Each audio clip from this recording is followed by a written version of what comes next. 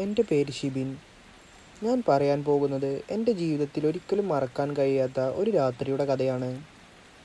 മലപ്പുറത്തിനടുത്തുള്ള ഒരു വലിയ കാറിൻ്റെ പോളി മാർക്കറ്റിൽ ഞാൻ രാത്രി ഷിഫ്റ്റ് ജീവനക്കാരനായി ജോലി ചെയ്തിരുന്നു. അപകടത്തിൽപ്പെട്ട വാഹനങ്ങൾ, ഇൻഷുറൻസ് ക്ലെയിം കഴിഞ്ഞ കാറുകൾ, ലേലത്തിന് വരുന്ന വാഹനങ്ങൾ എല്ലാം എത്തുന്നത് അവിടേക്കാണ്. എൻ്റെ ജോലി വളരെ ലളിതമായിരുന്നു. രാത്രിയിൽ ഗേറ്റ് നോക്കുക, പുതിയതായി വരുന്ന വാഹനങ്ങൾ രജിസ്റ്ററിൽ എഴുതുക, ഇടയ്ക്കിടെ യാർഡ് പരിശോധിക്കുക. ആദ്യമൊക്കെ ഈ ജോലി എനിക്കിഷ്ടമായിരുന്നു. പക്ഷേ ആ വലിയ യാർഡിൽ നൂറുകണക്കിന് അപകട വാഹനങ്ങൾക്കിടയിൽ രാത്രി ഒറ്റയ്ക്ക് നടക്കുമ്പോൾ ഒരു ചെറിയ പേടി എല്ലാവർക്കും ഉണ്ടാകും. ഒരു മഴയുള്ള വെള്ളിയാഴ്ച രാത്രി, സമയം ഏകദേശം 11:30 കഴിഞ്ഞിട്ടുണ്ട്. ഗേറ്റിന് മുന്നിൽ ഒരു റിക്കവറി ട്രക്ക് വന്ന് നിന്നു. അതിൻ്റെ മുകളിൽ ഒരു കറുത്ത മഹീന്ദ്ര താർ. വണ്ടിയുടെ അവസ്ഥ കണ്ടാൽ തന്നെ അപകടം വലുതായിരുന്നു എന്ന് മനസ്സിലാകും. മുൻവശം മുഴുവൻ തകർന്നിരുന്നു. വിൻഷീൽഡ് പൊട്ടിയിട്ടുണ്ട്. ഡ്രൈവർ സൈഡ് ഡോറിൽ ആഴത്തിലുള്ള ഇടിയുടെ പാടുകൾ. ടോ ട്രക്ക് ഡ്രൈവർ പേപ്പറുകൾ എനിക്ക് നൽകി.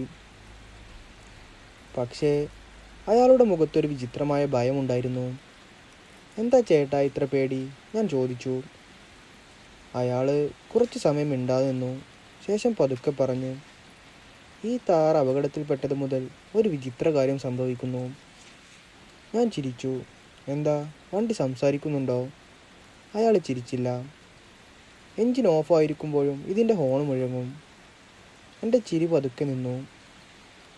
ആരുടെയെങ്കിലും പ്രശ്നമാകാം എന്ന് പറഞ്ഞ് ഞാൻ പേപ്പറിൽ ഒപ്പിട്ടു. അയാൾ പോകാൻ നേരം വീണ്ടും തിരിഞ്ഞു നോക്കി. ചേട്ടാ, രാത്രി 1 മണിക്ക് ശേഷം ഈ വണ്ടിയുടെ അടുത്തേക്ക് പോകരുത്. അതും പറഞ്ഞ് അയാൾ വേഗം പോയി. ഞാൻ ആ താർ യാർഡിൻ്റെ അവസാന ഭാഗത്ത് പാർക്ക് ചെയ്തു. അവിടെ പഴയ അപകട വാഹനങ്ങൾ മാത്രമായിരുന്നു. രാത്രി 12 മണി കഴിഞ്ഞു. ഞാൻ ഓഫീസിലിരുന്ന് CCTV നോക്കുകയായിരുന്നു. പുറത്ത് ശക്തമായി മഴ പെയ്യുന്നുണ്ട്. പെട്ടെന്ന് ക്യാമറ നമ്പർ 8-ൽ ഒരു ചലനം കണ്ടു. ഞാൻ സൂം ചെയ്ത് നോക്കി. എൻ്റെ കണ്ണുകൾ വിശ്വസിക്കാൻ കഴിഞ്ഞില്ല. കറുത്ത താറിൻ്റെ ഹെഡ്ലൈറ്റുകൾ സ്വയം തെളിഞ്ഞു. സമയം 1:07. ഞാൻ ടോർച്ച് എടുത്ത് പുറത്തേക്കിറങ്ങി. മഴയിൽ കൂടി താറിൻ്റെ അടുത്തെത്തി. വണ്ടി പൂർണ്ണമായും ഓഫായിരുന്നു. കീ പോലുമില്ല. ഞാൻ വാതിൽ പരിശോധിക്കാൻ കൈ നീട്ടി. അപ്പോഴാണ് ഡ്രൈവർ സൈഡ് ഡോർ ഉള്ളിൽ നിന്ന് ആരോ തുറക്കുന്നത് പോലെ. ഞാൻ പതുക്കെ പിന്നോട്ട് മാറി. വാതിൽ കുറച്ച് തുറന്നു. അകത്താരുമില്ല. പക്ഷേ ഡ്രൈവർ സീറ്റിൽ ഒരു കാര്യം കിടക്കുന്നു. ഒരു പഴയ കറുത്ത ജാക്കറ്റ്. ഞാൻ അതെടുക്കാൻ കൈ നീട്ടിയ നിമിഷം ജാക്കറ്റിൻ്റെ പോക്കറ്റിൽ നിന്ന് ഒരു ഫോൺ താഴേക്ക് വീണു. ഒരു പഴയ മോഡൽ ഫോൺ. സ്ക്രീനൊക്കെ പൊട്ടിയിട്ടുണ്ട്. പക്ഷേ അത് സ്വയം ഓണായി. അതിൽ ഒരു വീഡിയോ പ്ലേ ആകാൻ തുടങ്ങി. വീഡിയോയിൽ അതേ താറ്, അതേ റോഡ്, അതേ മഴ. പക്ഷേ വീഡിയോയിൽ ഡ്രൈവർ, അപകടത്തിന് മുമ്പ് അവസാനമായി യാത്ര ചെയ്ത ആൾ. അവൻ ക്യാമറയിലേക്ക് നോക്കി പറയുകയാണ്, എനിക്കെന്തെങ്കിലും സംഭവിച്ചാൽ ഈ വാഹനം പോളി മാർക്കറ്റിലെത്തും. വീഡിയോ പെട്ടെന്ന് നിന്നു. അടുത്ത നിമിഷം എൻ്റെ പിന്നിൽ നിന്നൊരു ശബ്ദം, അത് എനിക്ക് തിരികെ വേണം. ഞാൻ പതുക്കെ തിരിഞ്ഞു നോക്കി. മഴയിൽ നനഞ്ഞ് മുഖം മുഴുവൻ ഇരുട്ടിൽ മറഞ്ഞ് ഒരു മനുഷ്യൻ താറിൻ്റെ അരികിൽ നിൽക്കുന്നുണ്ട്. മഴയുടെ ശബ്ദത്തിനിടയിലും ആ മനുഷ്യൻ്റെ ശബ്ദം വ്യക്തമായി കേട്ടു, അത് എനിക്ക് തിരികെ വേണം. എൻ്റെ കയ്യിലുണ്ടായിരുന്ന ഫോൺ ഞാൻ മുറുകെ പിടിച്ചു. ടോർച്ചിൻ്റെ വെളിച്ചം ആ മനുഷ്യൻ്റെ മുഖത്തേക്ക് തിരിച്ചു. പക്ഷേ മുഖം വ്യക്തമായി കാണാൻ കഴിഞ്ഞില്ല. മഴത്തുള്ളികൾക്കിടയിൽ ഒരു കറുത്ത നിഴൽ മാത്രം. നിങ്ങൾ ആരാണ്? ഞാൻ വിറയുന്ന ശബ്ദത്തിൽ ചോദിച്ചു. അയാൾ പതുക്കെ താറിൻ്റെ അടുത്തേക്ക് നടന്നു. ഡ്രൈവർ സീറ്റിൽ കൈവച്ച് പറഞ്ഞു, ഇത് എൻ്റേതാണ്.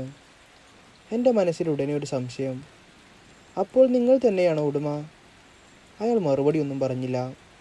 പകരം താറിൻ്റെ പൊട്ടിയ വിൻഷീൽഡിലൂടെ അകത്തേക്ക് നോക്കി. അയാളുടെ കണ്ണുകളിൽ വലിയൊരു വിഷമമുണ്ടായിരുന്നു. ഞാനിത് തിരികെ കൊണ്ടുപോകാൻ വന്നതാണ്. അത് പറഞ്ഞപ്പോൾ യാർഡിലെ എല്ലാ വാഹനങ്ങളുടെയും അലാറം ഒരുമിച്ച് മുഴങ്ങി. ഞാൻ ഞെട്ടി. ഒരു നിമിഷം കൊണ്ട് ആ മനുഷ്യൻ അപ്രത്യക്ഷനായി. ഞാൻ ചുറ്റും നോക്കി. അവിടെ ആരുമില്ല. പക്ഷേ താറിൻ്റെ ഡ്രൈവർ സീറ്റിൽ ഒരു പുതിയ കാര്യം കിടക്കുന്നു. ഒരു പഴയ വെള്ളി നിറമുള്ള ഒരു വാച്ച്. അതിൻ്റെ പുറകിൽ എഴുതിയിട്ടുണ്ട് റാഷിദ് 2019. ഞാൻ ഉടനെ ഓഫീസിലേക്ക് തിരിച്ചു. ആ രാത്രി മുഴുവൻ എനിക്ക് ഉറങ്ങാൻ കഴിഞ്ഞില്ല. രാവിലെ ഡ്യൂട്ടി മാറിയപ്പോൾ ഞാൻ മാനേജറോട് ആ താറിനെ കുറിച്ച് ചോദിച്ചു. സാർ, ഇന്നലെ വന്ന കറുത്ത താർ ആരുടേതാണ്? എൻ്റെ ചോദ്യം കേട്ടതും അയാളുടെ മുഖം മാറി. നിനക്കത് ആരാണ് പറഞ്ഞത്? എന്താ സാർ? അയാൾ കുറച്ചു സമയം മിണ്ടാതെ നിന്നു. ശേഷം പതുക്കെ പറഞ്ഞു, ആ താറ് 3 വർഷം മുമ്പ് ഇവിടെ വന്നതാണ്. ഞാൻ ഞെട്ടി. പക്ഷേ അത് ഇന്നലെ രാത്രിയല്ലേ വന്നത്? അയാൾ തല കുലുക്കി. രേഖകളിൽ അങ്ങനെ തന്നെയാണ്. പക്ഷേ യഥാർത്ഥത്തിൽ 3 വർഷം മുമ്പ് അപകടത്തിൽപ്പെട്ട താറാണത്. ഞാനൊന്നും മനസ്സിലാകാതെ നിന്നു. അപ്പോൾ മാനേജർ ഒരു പഴയ ഫയലെടുത്തു. അതിനുള്ളിൽ ഒരു ഫോട്ടോ. അതേ കറുത്ത താറ്. അതിൻ്റെ അടുത്ത് നിൽക്കുന്ന ഒരാൾ. ഞാൻ ഇന്നലെ രാത്രി കണ്ട അതേ മനുഷ്യൻ. ഫയലിലെ പേര് റാഷിദ്. താഴെ എഴുതിയിരുന്നു, അപകടത്തിൽ മരണം, വാഹനം ഉപേക്ഷിച്ചു. എൻ്റെ ശരീരം മുഴുവൻ തണുത്തുപോയി. സാർ, റാഷിദ് മരിച്ചോ? മാനേജർ പതുക്കെ പറഞ്ഞു, അതെ. പക്ഷേ ഓരോ വർഷവും ഈ തീയതിയിൽ അവൻ തൻ്റെ താറെടുക്കാൻ തിരികെ വരും. അപ്പോഴാണ് എൻ്റെ ഫോൺ റിങ് ചെയ്തത്. ഞാൻ എടുത്തു. അത് ഇന്നലെ താറിൽ നിന്ന് കിട്ടിയ പഴയ ഫോണായിരുന്നു. സ്ക്രീനിലൊരു പുതിയ മെസ്സേജ്. ഷിബിൻ, എനിക്കെൻ്റെ അവസാന യാത്ര പൂർത്തിയാക്കണം. ഞാൻ ഉടനെ ആ ഫോൺ ഓഫ് ചെയ്യാൻ ശ്രമിച്ചു. പക്ഷേ അത് ഓഫായില്ല. സ്ക്രീനിൽ വീണ്ടും ഒരു വീഡിയോ തെളിഞ്ഞു. ഇത്തവണ വീഡിയോയിൽ റാഷിദ് തന്നെയായിരുന്നു. അവൻ താറിൻ്റെ ഡ്രൈവർ സീറ്റിൽ ഇരിക്കുന്നു. പിന്നിൽ അതേ മഴ, അതേ റോഡ്. അവൻ്റെ മുഖത്ത് ഭയം വ്യക്തമായിരുന്നു. അവൻ ക്യാമറയിലേക്ക് നോക്കി പറഞ്ഞു, ഈ വീഡിയോ ആരെങ്കിലും കാണുന്നുണ്ടെങ്കിൽ ഞാൻ പറയുന്നത് ശ്രദ്ധിക്കണം. എൻ്റെ അപകടം ഒരു സാധാരണ അപകടമല്ല. വീഡിയോയിൽ പെട്ടെന്ന് ശബ്ദം കുറഞ്ഞു. റാഷിദ് പിന്നിലേക്ക് നോക്കി. ശേഷം പതുക്കെ പറഞ്ഞു, എന്നെ പിന്തുടരുന്നത് ആ വാഹനമായിരുന്നില്ല. എന്നെ പിന്തുടരുന്നത് ഒരാളാണ്. അത്രയും പറഞ്ഞതും വീഡിയോ അവസാനിച്ചു. അന്ന് രാത്രി വീണ്ടും എൻ്റെ ഡ്യൂട്ടിയായിരുന്നു. പലരും പറഞ്ഞു ആ താറിൻ്റെ അടുത്തേക്ക് പോകണ്ട.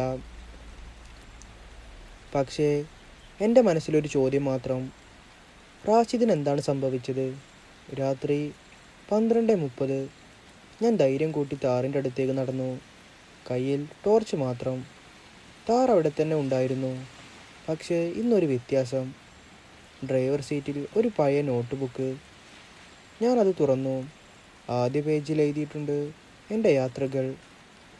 അതിനുള്ളിൽ തീയതികളും സ്ഥലങ്ങളും. അവസാന എൻട്രി, മലയോര റോഡ്, രാത്രി 1:15. അതിനിടയിൽ അവൻ വീണ്ടും വരുന്നു. ഞാൻ പേജ് മറിച്ചു. അവിടെ ഒരു ഫോട്ടോ ഉണ്ടായിരുന്നു. റാഷിദിൻ്റെ താർ. പിന്നിലൊരു പഴയ വീട്. ഫോട്ടോയുടെ പിന്നിൽ എഴുതിയിട്ടുണ്ട്, എൻ്റെ അച്ഛൻ്റെ പഴയ വീട്. അപ്പോഴാണ് താറിൻ്റെ റേഡിയോ സ്വയം ഓണായത്. ഒരു ശബ്ദം, വളരെ പതുക്കെ, ഷിബിൻ. ഞാൻ ഞെട്ടി. റാഷിദ്. റേഡിയോയിൽ മറുപടി, എൻ്റെ താർ ഇവിടെ എത്തിയത് അപകടം കൊണ്ടല്ല, ഞാൻ കൊണ്ടുവന്നതാണ്. എന്തിന്? കുറച്ച് നിമിഷം നിശബ്ദത. ശേഷം, എൻ്റെ മരണത്തിൻ്റെ സത്യം കണ്ടെത്താൻ. അപ്പോഴേക്കും താറിൻ്റെ എല്ലാ ഡോറുകളും ലോക്കായി. ഹെഡ്ലൈറ്റുകൾ തെളിഞ്ഞു. എൻജിൻ സ്വയം സ്റ്റാർട്ടായി. ഞാൻ പുറത്തേക്ക് പോകാൻ ശ്രമിച്ചു. കഴിഞ്ഞില്ല. ഡാഷ്ബോർഡിൽ ഒരു ലൊക്കേഷൻ തെളിഞ്ഞു. അവസാന അപകടസ്ഥലം. താഴെ ഒരു സമയം, 1:15 AM. ഇപ്പോൾ സമയം 1:10. റേഡിയോയിൽ റാഷിദിൻ്റെ അവസാന വാക്കുകൾ, ഇനി 5 മിനിറ്റ് മാത്രം. നീ സത്യം കണ്ടില്ലെങ്കിൽ അടുത്തതായി ഈ താറിലിരിക്കുന്നത് നീയായിരിക്കും. അടുത്ത നിമിഷം താർ പതുക്കെ മുന്നോട്ട് നീങ്ങാൻ തുടങ്ങി. ഡ്രൈവർ സീറ്റിൽ ആരുമില്ല. പക്ഷേ സ്റ്റിയറിംഗ് സ്വയം തിരിയുകയായിരുന്നു. താർ പതുക്കെ യാർഡിൻ്റെ ഗേറ്റ് കടന്ന് പുറത്തേക്ക് പോയി. ഞാൻ ഡ്രൈവർ സീറ്റിൽ ഇരിക്കുന്നുണ്ടായിരുന്നു. പക്ഷേ സ്റ്റിയറിംഗ് എൻ്റെ കയ്യിലായിരുന്നില്ല. വാഹനം സ്വയം മുന്നോട്ട് നീങ്ങുന്നു. എൻ്റെ ശരീരം മുഴുവൻ വിറക്കുന്നുണ്ടായിരുന്നു. റാഷിദ്, എനിക്കെന്തിനാണിത് കാണിക്കുന്നത്? ഞാൻ ചോദിച്ചു. റേഡിയോയിൽ ചെറിയൊരു ശബ്ദം മാത്രം. പിന്നെ റാഷിദിൻ്റെ ശബ്ദം, കാരണം ഞാൻ ഒറ്റയ്ക്ക് മരിച്ചിട്ടില്ല. ആ വാക്കുകൾ കേട്ടപ്പോൾ എൻ്റെ നെഞ്ചിലൂടെ ഒരു തണുപ്പ് കടന്നു.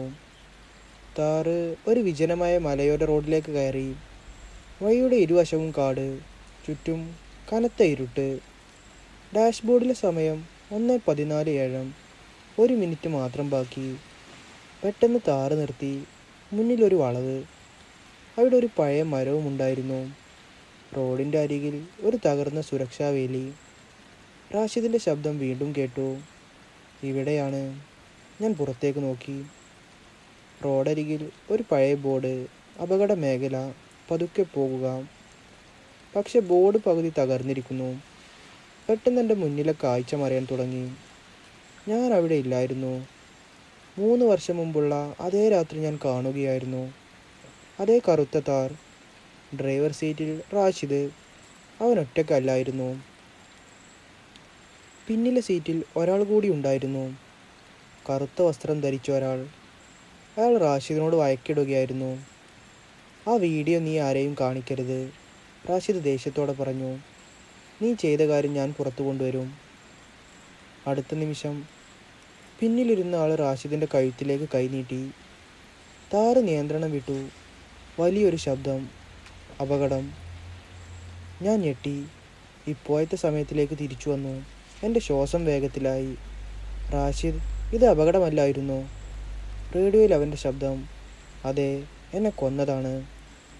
അപ്പോഴാണ് താറിൻ്റെ പിന്നിലെ ചില്ലിൽ ഒരു നിഴൽ പ്രത്യക്ഷപ്പെട്ടത്. ഞാൻ പതുക്കെ റിയർവ്യൂ മിററിലേക്ക് നോക്കി. പിന്നിലെ സീറ്റിൽ ഒരാൾ ഇരിക്കുന്നു. അതേ മനുഷ്യൻ, വീഡിയോയിൽ കണ്ടയാൾ. അവൻ പതുക്കെ തല ഉയർത്തി എന്നെ നോക്കി ചിരിച്ചു. നീയും സത്യം അന്വേഷിക്കുകയാണോ? ഞാൻ തിരിഞ്ഞു നോക്കിയപ്പോൾ പിന്നിലെ സീറ്റ് ശൂന്യം. പക്ഷേ എൻ്റെ പക്കലൊരു പേപ്പർ വീണു. അതിലൊരു വിലാസം. പോളി മാർക്കറ്റ്, പഴയ ഗാരേജ്, നമ്പർ 6. താഴെ ഒരു വരി. അവിടെ പോയാൽ റാഷിദിൻ്റെ കൊലയാളിയെ കാണാം. അപ്പോഴേക്കും താറിൻ്റെ എഞ്ചിൻ വീണ്ടും സ്റ്റാർട്ടായി. തിരിച്ചു പോകുന്ന വഴി തുറന്നു. പക്ഷേ ഇനി ഈ കേസിൽ ഞാൻ മാത്രമല്ല, ആരോ ഒരാൾ എന്നെയും നിരീക്ഷിക്കുന്നുണ്ടായിരുന്നു. രാത്രി 2:30 താർ വീണ്ടും കാർ പോളി മാർക്കറ്റിലേക്ക് തിരികെ എത്തി. ഗേറ്റ് സ്വയം തുറന്നു. വണ്ടി പഴയ സ്ഥലത്ത് തന്നെ പാർക്ക് ചെയ്തു. എൻജിൻ ഓഫായി. ഡോർ ലോക്ക് തുറന്ന് ഞാൻ പുറത്തേക്ക് ഇറങ്ങി. പക്ഷേ എൻ്റെ മനസ്സിലിപ്പോൾ പേടി മാത്രമല്ലായിരുന്നു, ഒരു സത്യം കണ്ടെത്താനുള്ള ആകാംക്ഷയുണ്ടായിരുന്നു. റാഷിദിൻ്റെ മരണം ഒരപകടമല്ല. ആരോ ഒരാൾ അവനെ കൊന്നതാണ്. പക്ഷേ ആര്? അടുത്ത ദിവസം രാവിലെ ഞാൻ മാനേജറോട് ചോദിച്ചു, സാർ, പഴയ ഗാരേജ് നമ്പർ 6 എവിടെയാണ്? എൻ്റെ ചോദ്യം കേട്ടതും അയാളുടെ മുഖം മാറി. നിനക്കത് ആരാണ് പറഞ്ഞത്? ഞാനൊന്നും പറഞ്ഞില്ല. അയാൾ കുറച്ചു നേരം മിണ്ടാതെ നിന്നു. പിന്നെ പറഞ്ഞു, അത് 10 വർഷമായി അടച്ചിട്ടിരിക്കുകയാണ്. എന്തുകൊണ്ട്? അയാൾ ചുറ്റും നോക്കി. ശബ്ദം കുറച്ച് പറഞ്ഞു, അവിടെ ഒരു മെക്കാനിക്ക് ജോലി ചെയ്തിരുന്നു. പേര് സലീം. റാഷിദിൻ്റെ അപകടത്തിന് ശേഷം അവനും കാണാതായി. എനിക്ക് ഞെട്ടലായി. റാഷിദിൻ്റെ അപകടവുമായി സലീമിന് ബന്ധമുണ്ടോ? മാനേജർ മറുപടി ഒന്നും പറഞ്ഞില്ല. ആ രാത്രി ഞാൻ ഗാരേജ് നമ്പർ 6 അന്വേഷിച്ചു. യാർഡിൻ്റെ പിന്നിൽ പഴയ വാഹനങ്ങളുടെ കൂട്ടത്തിനിടയിൽ ഒരു ചെറിയ ഇരുമ്പ് ഷെഡ്. വാതിലിൽ തുരുമ്പ് പിടിച്ച ബോർഡ്. ഗാരേജ് 6 പൂട്ടിയിരുന്നു. പക്ഷേ എൻ്റെ കയ്യിലുണ്ടായിരുന്ന റാഷിദിൻ്റെ പഴയ താക്കോൽ അതിൽ കൃത്യമായി കയറി. വാതിൽ തുറന്നു. അകത്ത് മുഴുവൻ ഇരുട്ട്. പഴയ ഉപകരണങ്ങൾ, ചിതറിയ സ്പെയർ പാർട്സ്, ചുമരിൽ പഴയ ഫോട്ടോകൾ. ഞാൻ ടോർച്ച് വെളിച്ചം വീശി. ഒരു ഫോട്ടോ കണ്ടപ്പോൾ ഞാൻ ഞെട്ടി. അതിൽ റാഷിദും സലീമും. അവർ രണ്ടുപേരും ആ കറുത്ത താറിൻ്റെ അടുത്ത് നിൽക്കുന്നു. ഫോട്ടോയുടെ താഴെ തീയതി, അപകടത്തിന് 1 ദിവസം മുമ്പ്. അപ്പോൾ സലീം റാഷിദിൻ്റെ സുഹൃത്തായിരുന്നു. പെട്ടെന്ന് ഗാരേജിൻ്റെ പിന്നിൽ നിന്നൊരു ശബ്ദം. ആരോ ഇരുമ്പിലടിക്കുന്നത് പോലെ. ഞാൻ പതുക്കെ ശബ്ദം വന്ന ഭാഗത്തേക്ക് നടന്നു. അവിടെ ഒരു പഴയ അലമാര. അത് തുറന്നപ്പോൾ അകത്തൊരു ഹാർഡ് ഡിസ്കും. അതിൻ്റെ മുകളിൽ എഴുതിയിട്ടുണ്ട്, താർ ആക്സിഡൻറ്റ്, ഒറിജിനൽ വീഡിയോ. എൻ്റെ ഹൃദയം ശക്തമായി മിടിച്ചു. ഞാനതെടുക്കാൻ ശ്രമിച്ചപ്പോൾ പിന്നിൽ നിന്നൊരു ശബ്ദം. അതെടുക്കരുത്. ഞാൻ തിരിഞ്ഞു. വാതിൽക്കൽ ഒരാൾ നിൽക്കുന്നു. കയ്യിൽ പഴയ മെക്കാനിക് ടൂൾ ബാഗ്. മുഖത്ത് കുറച്ച് മുറിവുകൾ. ഞാൻ തിരിച്ചറിഞ്ഞു. അത് അത് സലീമായിരുന്നു. പക്ഷേ മാനേജർ പറഞ്ഞത് ഓർമ്മ വന്നു. സലീം 10 വർഷമായി കാണാതായ ആളാണ്. അവൻ പതുക്കെ പറഞ്ഞു, ഷിബിൻ, നീ റാഷിദിൻ്റെ യാത്ര പൂർത്തിയാക്കാൻ വന്നതാണോ?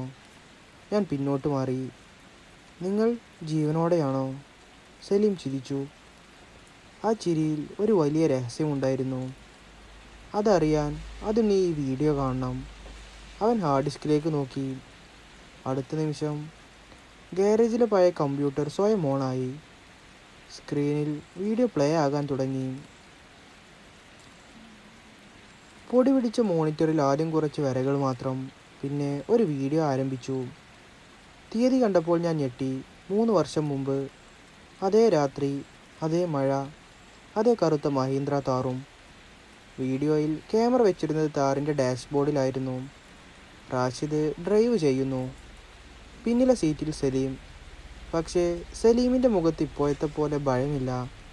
അവൻ റാഷിദിനോട് സംസാരിക്കുന്നു. റാഷിദ്, ഇതാരോടും പറയരുത്. റാഷിദ് ദേഷ്യത്തോടെ മറുപടി പറഞ്ഞു. നീ ചെയ്തതിൻ്റെ തെളിവ് എൻ്റെ കയ്യിലുണ്ട്. അപകടത്തിൽപ്പെട്ട കാറുകളുടെ പാർട്സ് മാറ്റി വിൽക്കുന്നത് ഞാൻ പോലീസിൽ അറിയിക്കും. ഞാൻ ഞെട്ടി. അപ്പോൾ പ്രശ്നം എന്താണെന്ന് മനസ്സിലായി. പോളി മാർക്കറ്റിൽ നിന്ന് ചില വാഹനങ്ങളുടെ വിലപിടിപ്പുള്ള ഭാഗങ്ങൾ മോഷ്ടിച്ചു വിൽക്കുന്ന ഒരു സംഘമുണ്ടായിരുന്നു. അതിൻ്റെ പിന്നിൽ സലീമായിരുന്നു. വീഡിയോയിൽ സലീം പെട്ടെന്ന് ദേഷ്യപ്പെട്ടു. അവൻ റാഷിദിൻ്റെ കൈ പിടിച്ചു. താറ് നിയന്ത്രണം വിട്ടു. മഴ ശക്തമായി പെയ്യുന്നുണ്ട്. റാഷിദ് സ്റ്റിയറിംഗ് നിയന്ത്രിക്കാൻ ശ്രമിച്ചു. പക്ഷേ സലീം മനഃപൂർവ്വം അവനെ അപകടത്തിലേക്ക് നയിക്കുകയായിരുന്നു. അടുത്ത നിമിഷം വീഡിയോ ഒന്ന് കുലുങ്ങി. വലിയൊരു ശബ്ദം. സ്ക്രീൻ പെട്ടെന്ന് ഇരുണ്ടുപോയി. ഞാൻ പതുക്കെ സലീമിനെ നോക്കി. നിങ്ങളാണ് റാഷിദിനെ കൊന്നത്. സലീം തല താഴ്ത്തി നിന്നു. കുറച്ച് നിമിഷങ്ങൾക്ക് ശേഷം അവൻ ചിരിച്ചു. അതെ. പക്ഷേ ആ ദിവസം മുതൽ ഞാൻ സമാധാനമായി ജീവിച്ചിട്ടില്ല. അവൻ തൻ്റെ കൈകൾ കാണിച്ചു. കൈകളിൽ പഴയ മുറിവുകൾ. അപകടത്തിൽ ഞാൻ രക്ഷപ്പെട്ടു. പക്ഷേ റാഷിദ് മരിച്ചില്ല. എന്ത്?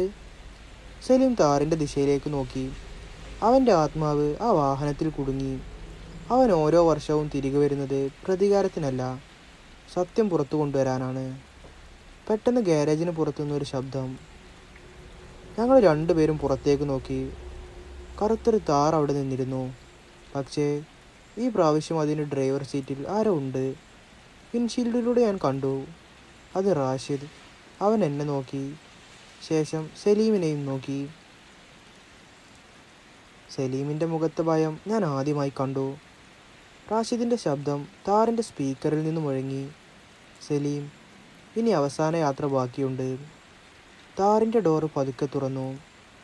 സലീമിൻ്റെ മുഖം വെളുത്തു. അവൻ പിന്നോട്ട് പോകാൻ ശ്രമിച്ചു. പക്ഷേ അവൻ്റെ കാലുകൾ നീങ്ങുന്നില്ലായിരുന്നു. ഗാരേജിന് മുന്നിൽ കിടന്നിരുന്ന പഴയ ലൈറ്റുകൾ ഒന്നൊന്നായി അണഞ്ഞു. ഇരുട്ടിൽ കറുത്ത താറിൻ്റെ ഹെഡ്ലൈറ്റുകൾ മാത്രം തെളിഞ്ഞു നിന്നു. ഡ്രൈവർ സീറ്റിൽ റാഷിദിൻ്റെ രൂപം. അവൻ്റെ മുഖത്ത് ദേഷ്യമില്ലായിരുന്നു. പകരം വലിയൊരു വിഷമം. സലീം ഭയന്ന് പിന്നിലേക്ക് മാറി. റാഷിദ്, ഞാൻ അവൻ്റെ വാക്കുകൾ പൂർത്തിയാകുന്നതിന് മുമ്പ് താറിൻ്റെ ഹോൺ മുഴങ്ങി. റാഷിദിൻ്റെ ശബ്ദം കാറിനുള്ളിൽ നിന്ന് വന്നു. നിനക്ക് എന്നോട് മാപ്പ് പറയാൻ അവസരമുണ്ടായിരുന്നു. പക്ഷേ നീ സത്യം മറച്ചു. സലീമിൻ്റെ കണ്ണുകളിൽ കണ്ണുനീർ നിറഞ്ഞു. ഞാൻ പേടിച്ചു റാഷിദ്. എനിക്കെല്ലാം നഷ്ടപ്പെടുമെന്ന് കരുതി. റാഷിദ് ശാന്തമായി പറഞ്ഞു. നിനക്ക് ജീവിക്കാൻ അവസരം കിട്ടി. പക്ഷേ എൻ്റെ കുടുംബത്തിന് എന്നെ നഷ്ടമായി. ഞാനിടയിൽ പറഞ്ഞു, റാഷിദ്, നിനക്കെന്താണ് വേണ്ടത്? അവൻ എൻ്റെ ഭാഗത്തേക്ക് നോക്കി. എനിക്ക് പ്രതികാരം വേണ്ട ഷിബിൻ. എൻ്റെ മരണത്തിൻ്റെ സത്യം എല്ലാവരും അറിയണം. അതാണ് എൻ്റെ അവസാന യാത്ര. അത് പറഞ്ഞതും താറിൻ്റെ ഡാഷ്ബോർഡിൽ ഒരു ചെറിയ ലൈറ്റ് തെളിഞ്ഞു. അതിനുള്ളിൽ ഒരു പെൻഡ്രൈവ്. ഞാനതെടുത്തു. റാഷിദ് പറഞ്ഞു, ഇതിൽ ബാക്കി തെളിവുകളുണ്ട്. അടുത്ത ദിവസം രാവിലെ ഞാൻ ആ തെളിവുകൾ പോലീസിന് കൈമാറി. പഴയ വാഹന പാർട്സ് മോഷണ സംഘത്തെ കുറിച്ചുള്ള മുഴുവൻ വിവരങ്ങളും അതിലുണ്ട്. അന്വേഷണത്തിൽ സലീം എല്ലാം സമ്മതിച്ചു. അവൻ അറസ്റ്റും ചെയ്തു. വർഷങ്ങളായി മറഞ്ഞിരുന്ന സത്യം അങ്ങനെ പുറത്തു വന്നു. അന്ന് രാത്രി ഞാൻ വീണ്ടും കാറിൻ്റെ പൊളി മാർക്കറ്റിൽ ഒറ്റയ്ക്ക് ഡ്യൂട്ടിയിലായിരുന്നു. കറുത്ത താർ ഇപ്പോഴും അവിടെ ഉണ്ട്.